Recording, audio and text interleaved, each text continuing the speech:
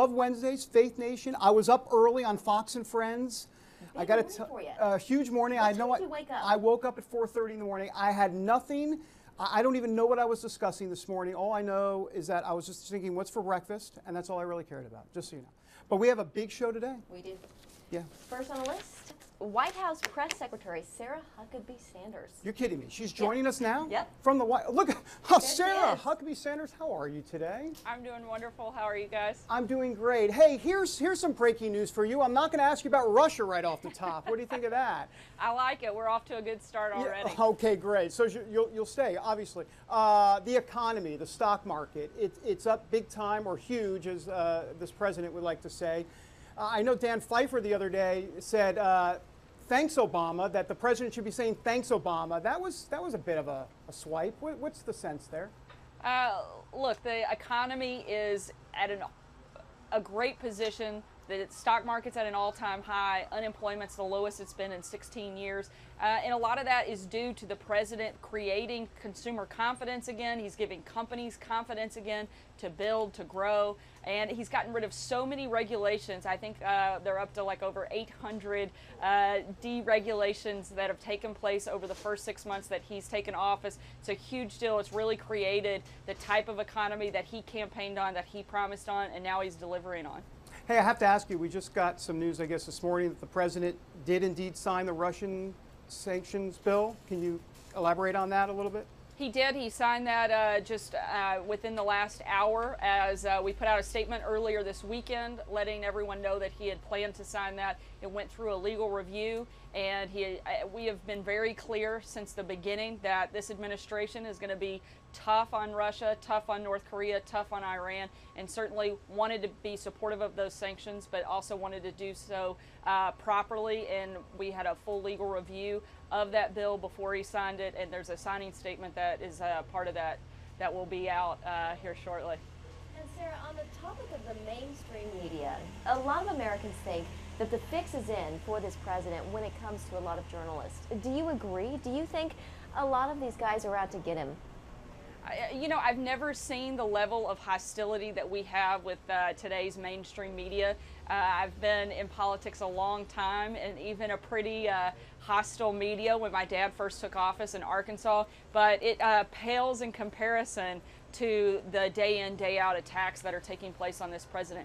I think in large part some of them are still upset that he won, but mostly I think they're upset that they were wrong. These were a lot of people that said Donald Trump had no chance to be president. They talked about it day in, day out on TV shows, and now they're having to eat their words pretty publicly, and I think that's a big part of one of the reasons they dislike this president, is because he proved them wrong once again, just like he's done every day since he took office just over 6 months ago.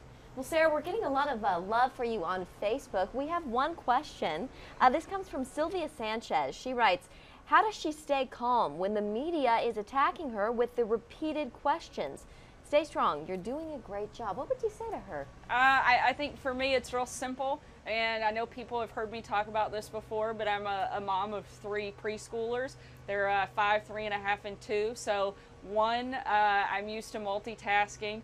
2, I'm used to answering the same question over and over and over again, and I'm used to the answer not always going over well, and a lot of crying and screaming after those answers come out. So it can sometimes, I think being a mom has perfectly prepared me to deal with the press corps day in, day out. Yeah, kids running around at home with ketchup on the wall, right? Right, I gotcha. Yeah, absolutely, something like that. Yeah, along those lines. Hey, look, let me ask you, this week, it wasn't really reported too much, but David Friedman obviously was there talking to the president as it relates to the embassy in Jerusalem and a lot of other things, the Temple Mount crisis, and Jared Kushner and Jason Greenblatt all involved. Can you give us a little sense of what that meeting was like? Do you have any, if not details, just the flavor of what that meeting was like? Because our folks here are obviously very important. Israel's big. Right. So this was a meeting that actually been planned for a while, but it obviously I think took on a greater significance. There's a lot of progress being made. Jason Greenblatt, as you mentioned, Ambassador Friedman, Jared have taken a very active role in being part of the process in the Middle East and trying to de-escalate things there. And they're having some gradual success, and we're going to continue working on that. It's a big priority for the administration and certainly for those individuals. And I think it shows what a priority it is for this administration by the people that the president's chosen to take on and lead that effort. John F. Kelly. He is the general in charge. Well, we know who the real chief of the staff is. That would be the president. But the chief of staff, John F. Kelly, tell me a little bit about what he means to this White House and specifically what skill set he brings that you think will be beneficial there. This is a guy who is probably, if you put leader in the dictionary, you would see his picture next to it. I mean, he's incredibly successful in the military. He's been, I think, somebody who's taken on some really big challenges in the military at Department of Homeland Security and been very successful. He's managed large teams. And this is, I think, something that he was born to do. He has stepped in on the first couple days and I think really taken charge, set a great tone across the White House, and we're all really excited to be here and work with him and promote the president's agenda. And Sarah, you know, like David said, the president is the real chief of staff, the big kahuna, of course, but as you know, he likes to go rogue sometimes. He's kind of a maverick, especially when it comes to Twitter. Being the press secretary, how do you manage that? Look, I think the president's Twitter account is, and all of his social media platforms, he now has over 110 million people on social media that he can connect with in a matter of seconds. You mentioned the hostile media. I think that his ability to speak directly to the American people is always a plus. And, you know, some days maybe it's a little more challenging for the rest of us, but if this was easy, everybody would do it. And this is a president who loves to talk directly to the American people. It's one of the reasons I think he was elected, because he has that ability to reach out directly through those social media platforms. I think that's a positive and something that we should certainly elevate and let him have fun with from time to time. You know, I know your father well. I think you know him pretty well too, I would think, as your father. I hope so. Yeah, I hope so. Any certain lessons from your dad here? Because boy, this is politics, it's communications, it's bless your heart on certain days. How do you? What kind of advice has he given, or at least lessons that you can pick up from him? I think the most important thing that he's told me, whether it's this job or anything else in life, is to be yourself. Be honest and be who you are. Don't try to be someone different. Don't let the job change you. And, you know, I think that's always been, and hopefully my approach to everything I do, not just whether it's here in the White House, but anything before and beyond this, is to be myself, be true to myself, and certainly be faithful to God, and in that process be open and speak out about those things as well. Sarah, speaking of God, we know that you're outspoken about your faith. You don't back away from it. What role does it play in your life?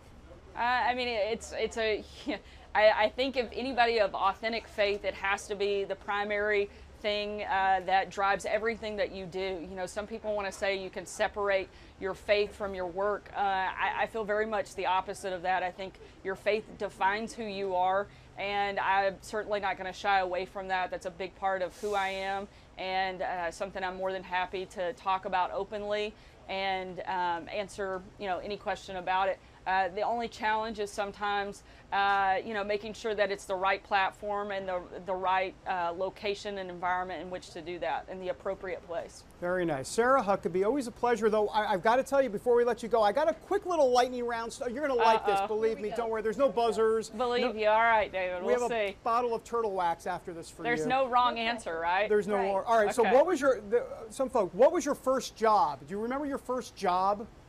Kind of?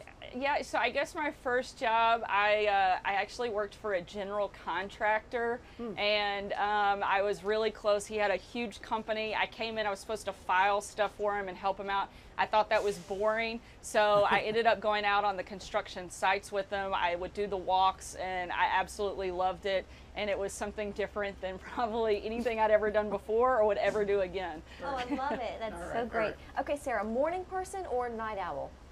It kind of depends on the day. My kids are early risers, and so I've kind of been forced to become a morning person. Also working in the press, that starts pretty early in the morning. So as long as I have a big cup of coffee, I can get on board pretty quickly with the morning and don't mind. Which is the next question. What do you eat for breakfast? Is it coffee and I'm out the door, or is there oatmeal? What's going on there? Usually coffee, maybe a protein bar driving into the office, or oatmeal once I get here, something like that. Texting or phone calls? Definitely a texter. I'm not. If I can text it or email it, I will usually always do that over a phone call. Twitter or Instagram? Lately, I guess probably more Twitter than Instagram. I keep it pretty separate. My Twitter is work-related. My Instagram is more personal. So Nice. I guess it depends on what I'm doing that day. And finally, Sarah, one word that best describes who you are. That's hard. Geez, that's a little bit harder. Maybe you guys could answer that question better than I could. I would like it to be just maybe easygoing. I don't know if that's the best word. It's hyphenated. I It's think hyphenated. so. I like it. It works. I may have to come. Let me think on that one. I'll come back on the next interview. You can ask that one again. I'll have a better answer for you. Well, I'll tell you this, upfront and amiable for sure. A couple words that come to mind. Sarah, we really appreciate your time. Thanks for playing along with us. We will send the turtle wax to you at some point. What's the